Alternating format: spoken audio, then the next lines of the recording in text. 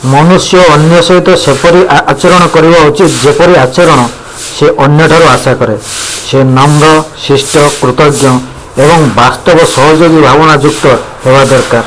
ଅନ୍ୟ ସହ କିଭଳି ବ୍ୟବହାର କରିବା ଉଚିତ ତାହାର କଷଟି ଏହି ଯେ ଆମେ ଅନ୍ୟଠାରୁ ଯେଭଳି ବ୍ୟବହାର ନିଜ ପ୍ରତି ଆଶା କରୁ ସେଭଳି ଆଚରଣ ସ୍ୱୟଂ ମଧ୍ୟ ଅନ୍ୟ ସହ କରିବା ଉଚିତ। ଦୁନିଆ କୂଅର ଶବ୍ଦ ଭଳି ଅଟେ।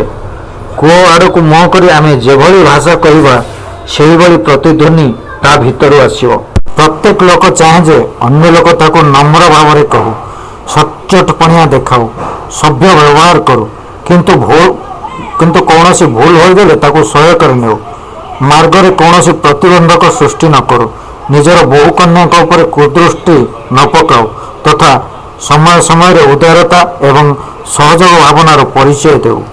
ଯଦି ଆମେ ଅନ୍ୟଠାରୁ ଏପରି ବ୍ୟବହାର ଆଶା କରୁ ତେବେ ଆମ ପକ୍ଷେ ମଧ୍ୟ ଏହା ଉଚିତ ଯେ ସେହିଭଳି ବ୍ୟବହାର ଅନ୍ୟ ସହ କରିବା ଉଚିତ। କାରଣ ହେଉଛି ସର୍ବଦା କ୍ରିୟାରୁ ପ୍ରତିକ୍ରିୟା ଉତ୍ପନ୍ନ ହୁଏ। ଯଦି ଆମେ ଦୁର୍ବ୍ୟବହାର କରିବା ତେବେ ଅନ୍ୟର ମନ ଉପରେ ତାର ଛାପ ପଡ଼ିବ, ପ୍ରତିକ୍ରିୟା ଉତ୍ପନ୍ନ ହେବ ଯାହା ନିଜ ପାଇଁ ହିଁ ନୁହେଁ ଅନ୍ୟ ପାଇଁ ମଧ୍ୟ ଅହିତକର ହୋଇଥାଏ।